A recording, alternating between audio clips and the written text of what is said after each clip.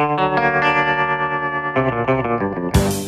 an industry stuffed with marketing bullshit, empty promises, and shiny-suited liars, one woman's had enough. She knows what it's like to have the wrong clients, no money, and no time for fun. But she also knows how to fix it.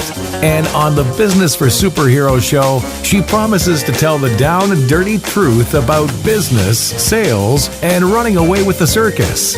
Here's your host, Vicky Fraser.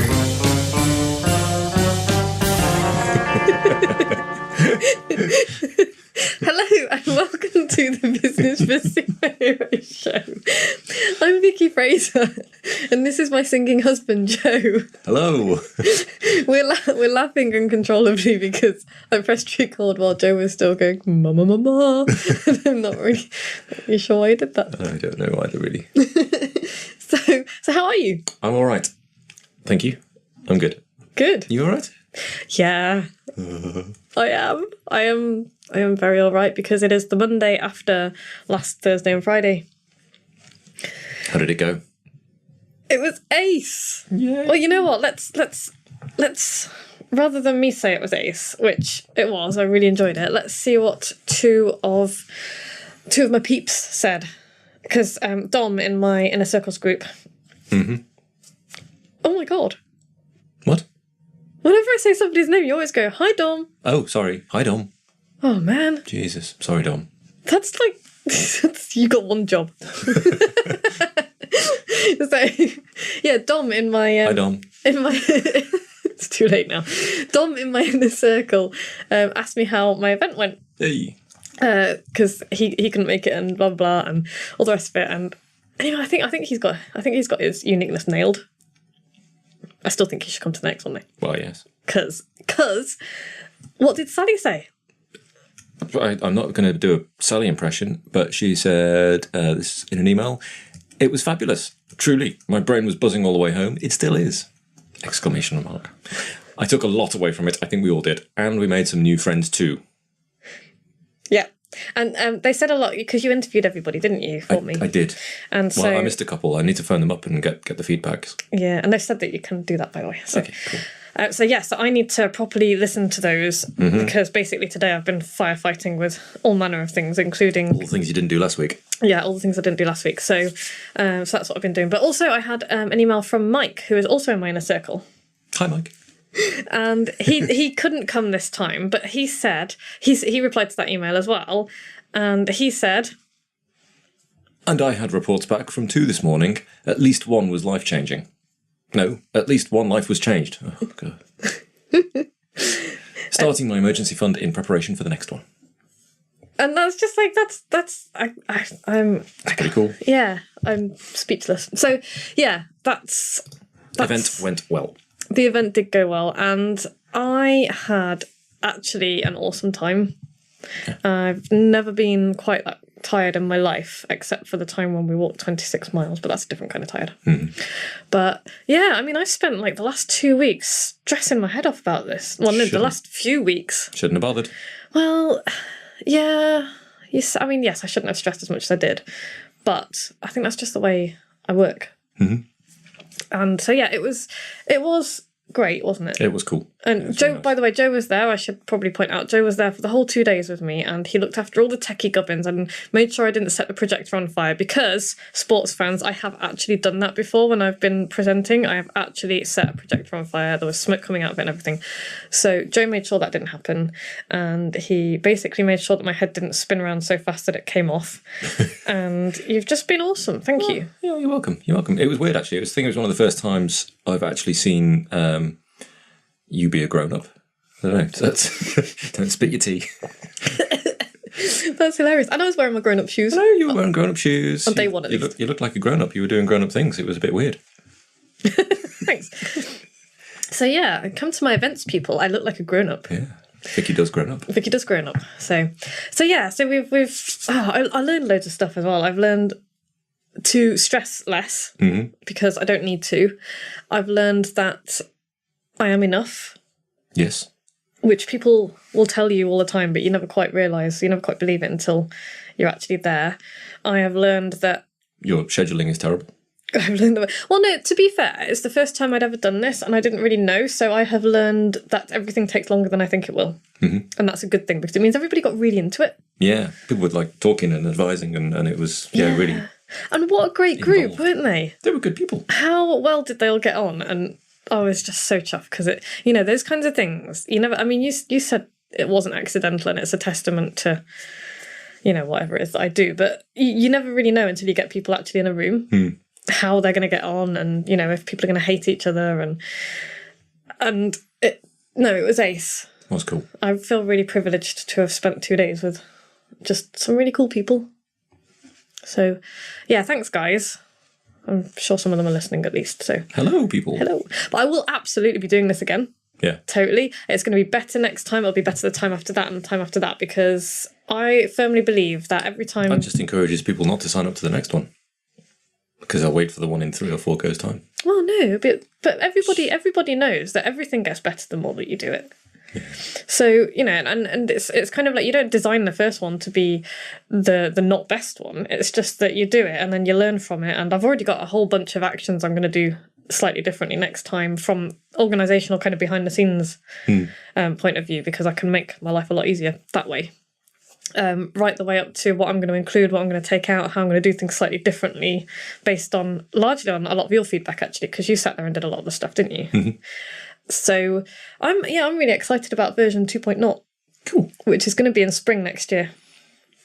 So if anyone here is listening and you are interested in coming along to this event, which by the way, I think I'm going to change because one of the things that I had a problem with was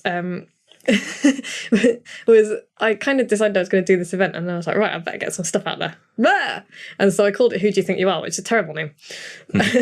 And so I've been kind of thinking, what should I call it? And I'm going to do a lot more thinking. But at the moment, I'm leaning towards being more fucking interesting. Fair enough. Because everybody is really, really interesting. And I already knew this and it kind of reminded me. Everyone's got an interesting story to tell. So what happens between their interesting brains and the paper on which they're marketing comes out bland and beige? And, not everybody's marketing is bland and beige, but the vast majority of people are not nearly as interesting in their marketing as they actually are as people. And that's pretty much what my 2 days was about, wasn't it? Yeah. So, and being the sweary Mary, that's got to be more fucking interesting. I might put an asterisk in. Nah. So, anyway, this week we are continuing our hostage negotiations because it's never ending. Good Lord. I know, right? This was going to be like one talk once, wasn't it? This is like 1 or 2 podcasts. Well, it was, but then I thought, you know what? Give more value. You just thought, well, we could do this for the next 6 months. No, it's not been that long. No, but I think that people, I've had good feedback from people who have said this is a really good little series. Okay. I don't know if that's because they want me to stop. I put a call out a couple of episodes ago for feedback. I got nothing. Oh. Nothing. I didn't pass some of it on. But some of it was just like spoken conversations. So anyway. But yeah, if you've got feedback, if you think this is terrible and we need to stop now, then let us know and we'll probably ignore you because I have to finish the thing. But yes, what's this time? So quick recap, Joe. What have we done? So what are the 5 stages of hostage negotiation? Okay, we've got active listening, where you listen to their side and make them aware that you are in fact there and paying attention. Yeah. There's empathy, where you get an understanding of where they're coming from and how they feel. So this is you understanding them. Mm-hmm. There is rapport, which is when they feel it back with you. So you feel it together. It becomes like a 2-way thing rather than just you understanding them. It's now a 2-way thing with rapport. Yep. Then you've got influence. Which is today. I was going to cover this. We're nearly at the end, folks. Which is where you understand them, they understand you, there's a bit of trust developing, and you've earned the right to recommend a course of action. You can start advising and sort of steering. Yeah. Because you now have a relationship. Yeah, so and next week then we'll be doing stage 5, which is behavioural change. Which is when they do what you want them to do. Do your bidding. Yes. Bending the jelly brains, as you like to call it. We're not bending jelly brains, that's not what we're doing. Right. No, we're not. Anyway, so I want to talk a little bit about influence today because which is where most people start. Yes. Yeah, so you see adverts that just say I've got a thing, you need a thing, buy it. Yeah. And that, in a very condensed way is pretty much what most adverts say. What most marketing says. People skip the listening, they skip the empathy, they skip the rapport. It's not until you've got those three things nailed and you've built that relationship that you can even hope to influence somebody's behaviour or somebody's... At this point, we're not even influencing their behaviour, we're just influencing what they think about. Okay. Yeah. And so at this point, it's kind of... Oh, and the other big mistake that people make when it comes to influence is they will start with this kind of aspirational solution to the problem. And you have to start with where the person is now. So if you think of how let's use hostage negotiation techniques because that's what we're talking about. But if a hostage negotiator came into a hostage situation and was like, okay, we've got this problem, blah blah blah blah. This is what we need to do. There's probably going to be a gunshot within the next 30 seconds. Right. They're certainly not going to influence anybody because at this point, I'm not allowed to say explosive underwear. the hostage taker, the hostage taker doesn't know this other guy from Adam. So, and also it's like, well, they can't even see a way out of their problem at this point. And you can kind of liken that to depression as well. So when you're feeling, when you're in like a really dark place, you can't even imagine ever feeling any better. All you can see is this kind of cloud of misery. And so for somebody to say, oh, you'll feel better soon, it doesn't mean anything. Right. It means nothing at all. It's like when you're in a lot of pain, have you ever broken anything? Yeah. No. It's like when... I think I might have done a rib once, but not, yeah. So nothing too serious. You're just going to stare at me blankly then. But like when I had my appendix thing or when I broke my leg... You're a delicate child. Well, I fell off a horse. Leapt off a galloping horse. I'm quite surprised I only broke my leg. But yeah, I can still remember that pain was all-consuming and it filled my entire world and I could not even conceive of that pain ever going away. I couldn't remember what it was like to not hurt. It was that painful. And that's why what you've got to imagine your prospects, your customers and prospects are thinking that, at the time they've got this problem and okay, it might not be as acutely painful as a broken leg, but when it comes to this specific topic, their pain is going to be all consuming for them. They are confused, they are bewildered, they are hurting, they need a solution. Yeah, but they can't see that solution yet. So you can't kind of go barreling in with I have the solution to your problem. You have to start with where they are now and what they're feeling at the moment and start with the kind of talking about the problem that they've got, identify the problem they've got and start working on it with them. Okay. So rather than kind of come in with this grand solution that they can't even conceive of right now, it's, okay, well, here's your problem, let's talk about it, let's look at it. And that's when your marketing comes in and you can start telling stories and you can start giving examples and you can start building up some extra trust as to how you can, why you're qualified to solve that problem. Yeah, your credibility and your... Yeah. And this is also where you can start giving them the answers to what they have to do and why they have to do it. That's something that you would give away. You save the how for the paying customers, or the details of the how at any rate. Okay. So, I might tell people, I'm giving quite a lot of how away in these podcasts, but I'm not giving people the exact details as to, how they could string a sentence together. And by the way, I'm gonna commit the cardinal sin of Tangent. It kind of is tangential, but not massively. I've been thinking today because this month's newsletter for my inner circle is all about writing direct mail letters. Mm-hmm. It's the actual writing of the letters. It's part of a series that I've been doing on direct mail. And I've kind of been doing a little bit of copywriting stuff, a little bit of, techniques and ideas and this, that and the other. And then I was like, I was kind of thinking, maybe I should include some kind of powerful words. And I was like, you know what? I'm going to say something that copywriters would string me up for if they could catch me, but I'm faster. If you think that one word is going to change the outcome of your sales letter or sales page, you are just deluded. Because that's not what it's about. It's the success or failure of your your offer or your sale or whatever does not hinge on which fucking word you choose to use. Right. You're giving me the side eye now. No, I'm copywriters will tell you, oh, you must choose this word over that word, and blah, blah, blah. And of course the words that you choose are important.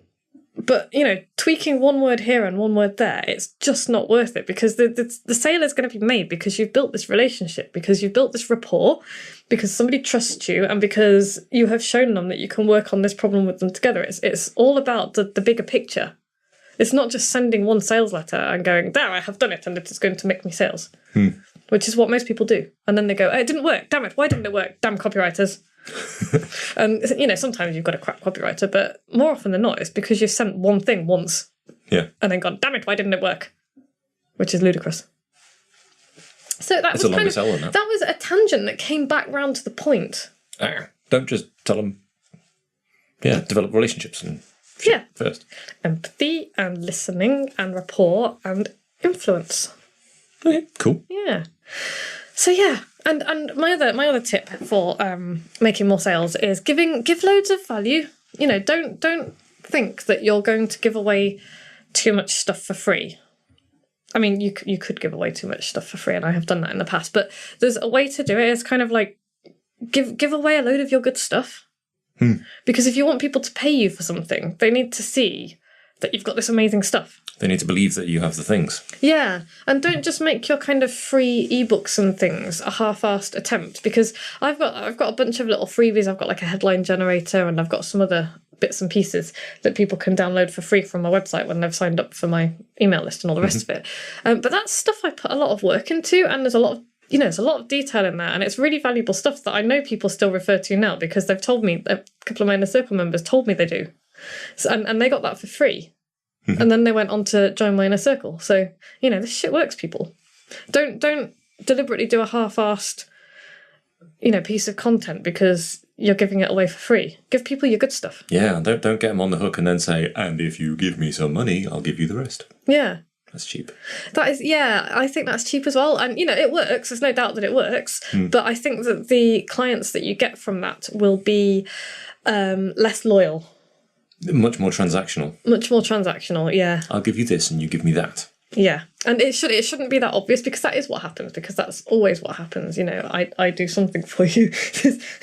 I'm sorry, I'm just looking behind. There's a clothesline and it's shaking like a tree. And it's because Noodle is attempting, I think, to climb the washing.